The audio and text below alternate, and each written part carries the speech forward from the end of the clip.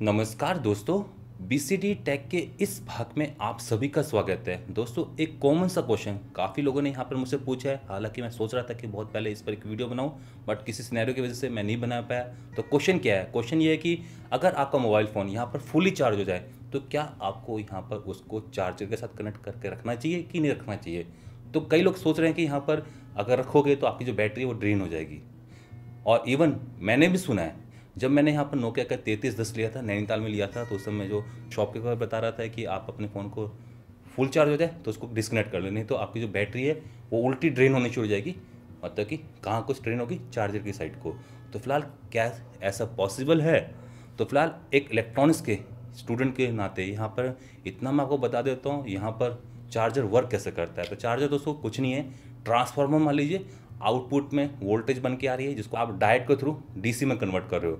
फिलहाल चाहे यहाँ पर एसएमपीएस की बात करें, चाहे यहाँ पर आपके ट्रांसफार्मर की बात करें, तो एग्जैक्टली आउटपुट में आपको एसी वोल्टेज मिलती है और उसको आप यहाँ पर रेक्टिफाई करके डीसी में कन्वर्ट करते हो। तो फिलहाल डीसी में कैसे कन्वर्जन होगा, आप यहाँ पर एक डायोड लगा रहे हो। तो डायोड दोस्तों आपको पता है फॉरवर्ड वाइज में आपके यहाँ पर फुली कंडक्ट करती है, रिवर्स वाइज में कुछ रिवर्स सैचुरेशन करंट यहाँ पर फ्लो करता है, उसके साथ कोई भी कंडक्शन नहीं होती है। तो फिलहाल अगर आप इस फ़ोन को चार्ज कर रहे हो तो ऐसे केस में जो करंट है आपका यहाँ पर चार्जर से फ़ोन की साइड को ट्रेवल करेगा। ठीक है, अब उल्टी साइड की बात करते हैं। फ़ोन चार्ज हो गया तो कहा जा रहा है कि यहाँ पर फ़ोन उल्टा बैकअप भी देता है, मतलब कि यहाँ पर उल्टा चार्जर को भी भेजता है। तो क्या ये पॉसिबल है? तो पहली बात, अगर फ़ोन ने चार्ज भेज भी दिया तो यहाँ पर जो आपकी डायोड रहेगी वो यहाँ पर आपकी रिवर्स बाइस रहेगी, और आप सभी को मालूम है रिवर्स बाइस में बहुत ही कम करंट कंज्यूम करती है दोस्तों। यहाँ पर डायोड मतलब कि बहुत कम करंट यहाँ पर पास होने देती है आपकी एक डायोड। तो ऐसे केस में हो सकता है कि आपको यहाँ पर कुछ पीको एम्पियर्स आपके वापस इस चार्जर में चले जाएं, बट पीको एम्पियर्स यहाँ पर इस बैटरी को ज़्यादा ड्रेन नहीं करेंगे। आपको दोस्तों सालों लग जाएंगे इस बैटरी को यहाँ पर डिस्चार्ज करने में with the help of this charger. Although यहाँ पर मैं आपको बता देता हूँ, अगर आपका फ़ोन स्विच ऑफ कंडीशन में भी है तब भी आपकी जो बैटरी वो कुछ ना कुछ यहाँ पर डिस्चार्ज होती रहती है।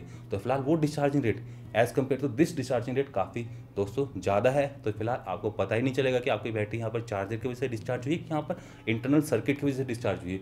तो फिलहाल इस बात को आप छोड़ दीजिए, क्योंकि यहाँ पर बैटरी के अंदर भी आपकी रिवर्स प्रोटेक्शन लगी होती है कि आपका जो करंट है वो वापस उल्टा इस चार्जर एंड की तरफ को ना जाए, जब तक यहाँ पर OTG की जो कमांड है वो यहाँ पर ट्रिगर ना करे।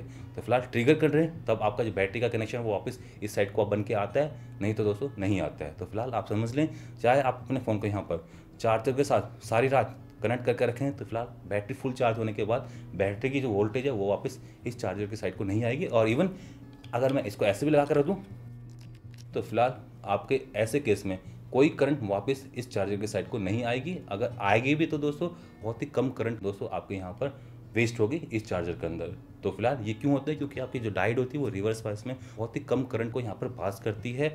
तो फिलहाल डायोड का अगर यहाँ पर लीक कर जाए, फेल हो जाए तो ऐसे केस में हो सकता है, बट ऐसे केस में जो मोबाइल फ़ोन है वो भी आपका बैक को नहीं डालता है, मतलब कि आपका बैटरी को बैक USB पोर्ट पर नहीं डालता है। वो तभी डालता है जब आप यहाँ पर OTG कमांड को यहाँ पर ट्रिगर करते हो।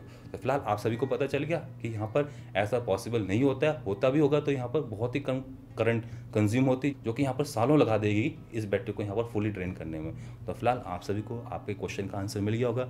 अगर दोस्तों आपका कोई भी और डाउट बचता है तो आप मुझसे पूछ सकते हो कमेंट सेक्शन में। तो इसी के साथ मैं अब इस वीडियो एपिसोड को यहीं पर समाप्त करने जा रहा हूँ। आशा करता हूँ कि दोस्तों आप सभी को ये वीडियो पसंद आई होगी।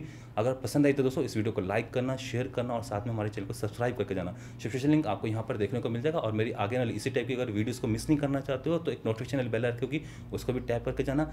नमस्कार, जय हिंद, जय भारत, वंदे मातरम।